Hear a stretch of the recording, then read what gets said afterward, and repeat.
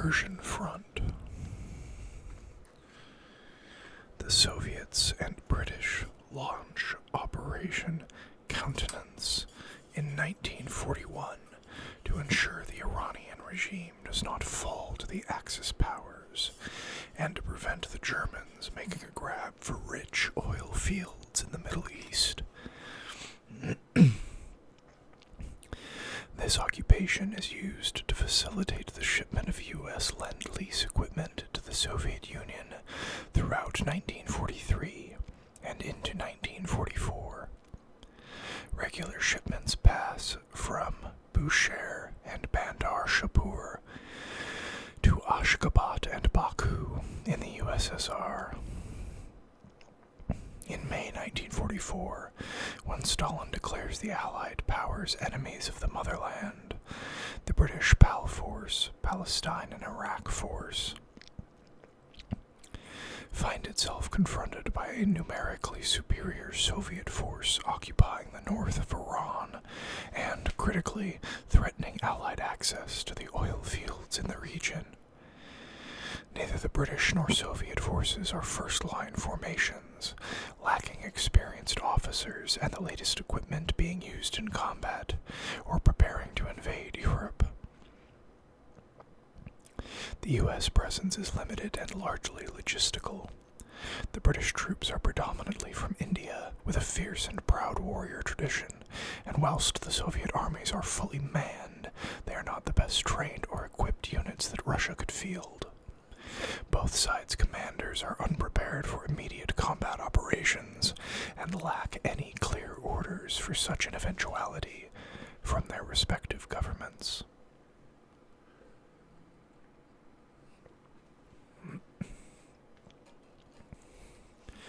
June 1944. British forces, supported by a limited U.S. presence, deploy north to Tehran to counter any potential push by the Soviet 53rd Army. Fortunately for the British, the Soviet forces lack direction and are underprepared for the shift in alliances. A tense standoff ensues. Strategically, this is a critical break for the Allies, whose focus is fixed on the invasion of Europe. September 1944. Whilst neither side enjoys clear direction from their governments, skirmishes erupt on the front line. Allied and Soviet soldiers come into conflict for the first time in the war. Britain reinforces PAL Force with 2 further Indian divisions, whilst the U.S. continue to ship modern armor to the region, this time to re-equip the British formations on the front line. October 1944. The first major battle of the campaign occurs in the Mashhad Valley, when Soviet armor attempts to punch through British reconnaissance forces. Mobile reserves halt the initial breakthrough. Whilst the Sherman may not match the T-34, Soviet tactics prove vulnerable to massed anti-tank guns, dug-in infantry, and U.S.-supplied tank destroyers. November 1944, March 1945. Both sides fall foul to higher priority operations in Europe. The front settles into a period of intermittent artillery duels, with both sides reluctant to commit armor for fear of replacements not arriving promptly or at all. April through June 1945.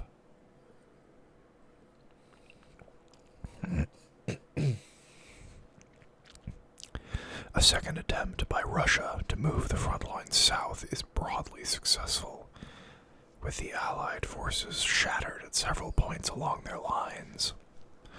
The retreating Commonwealth and U.S. soldiers dig in alongside the Tehran-Bandar Railroad to await reinforcements. Those reinforcements arrive swiftly, being diverted from the Pacific Theater whilst in transit from the U.S. brand new Tesla cannon-armed Sherman regiments and U.S. heavy infantry battalions halt the Soviets in their tracks, but are not numerous enough to reverse the Soviet gains. July through October 1945. Again, the front settles into a stalemate, with artillery battles the high point of military ambition. Soviet High Command is slow to regenerate their combat strength, and the Allies are reluctant to engage in a third theater, whilst progress in Europe and the Pacific remains uncertain. November through December 1945. Despite Turkish efforts to cement an alliance with the UK and US to secure its protection, pressure from the Soviet Union and Germany risks toppling the government of İsmet İnönü, implied Soviet aggression over access to the Mediterranean, and demands to pressure the Germans in the Balkans force İnönü's hand. With the Allies only able to offer financial aid and conventional arms, Turkey seeks covert help and assistance from Germany. The first German tactical advisors arrive in November 1945. Gifts of Rift Tech armor and weapons are promised, but follow on more slowly. January 1946.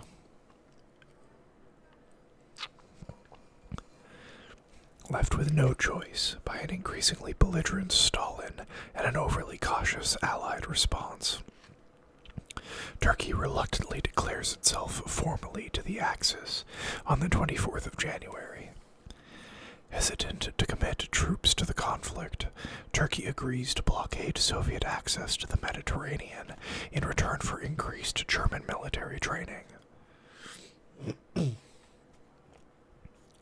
In Iran, the Soviets begin building up their forces for a new campaign.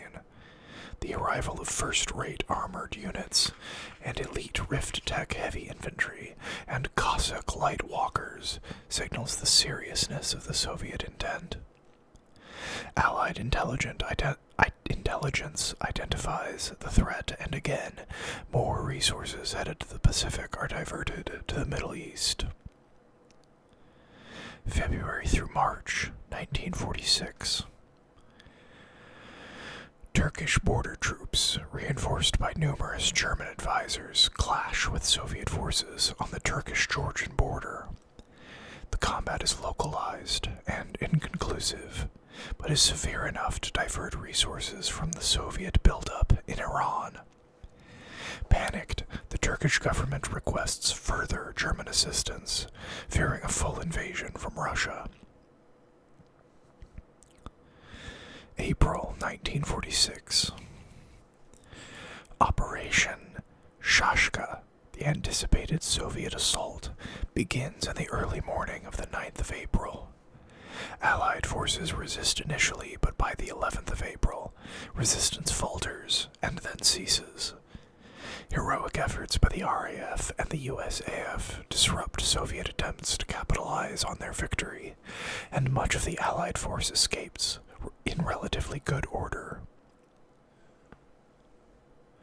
Unable to hold a static line, General Wavell orders Allied forces to form mobile columns and use their superior maneuverability to keep the Soviets pinned down in their newly acquired territory.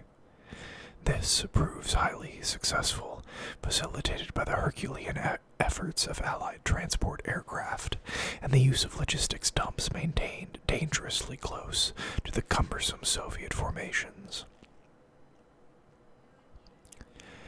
May through July 1946. Without the tactical agility to match the Allied flying columns, the Soviets moved to the defensive, consolidating their hold on much of the Iranian heartlands. Allied raids succeed in fixing and frustrating Soviet defenders, but with little strategic effect. Without a shift in the balance of power in the country, the Allies' continued access to the oil fields looks increasingly tenuous.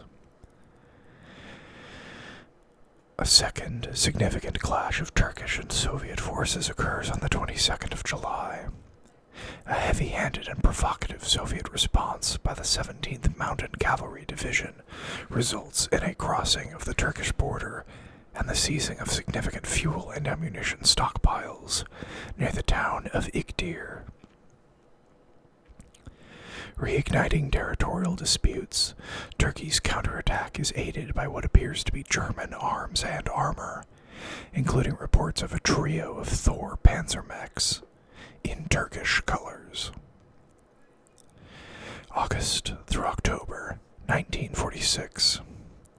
A vicious series of cross-border raids continue, with Turkish and Russian forces content to exchange fire and take prisoners without serious efforts to seize and hold the mountainous terrain that invariably favors the defending force. Instead, the Soviets increase naval pressure on the Turkish blockades around Istanbul, and the conflict becomes a strategic endurance match.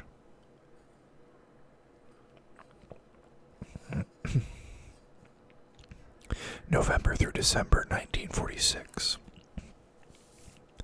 With the problems in Europe, the Soviet High Command orders their forces in Persia to hold their ground and concede nothing to either the Germans or Allies.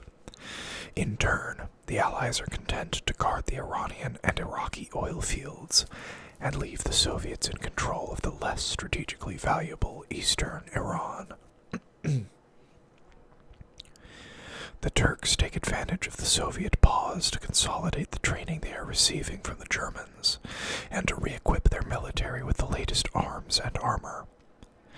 Conscious that they are reluctant allies, Germany ensures that only units with officers deemed suitably anti-communist receive the highest scale of equipment. January through February 1947. As the heavy winter sets in the mountainous regions, military operations effectively cease. Passes and roads are impassable, and the logistical chains out of the border areas break down. In the Iranian Central Plain, the status quo remains.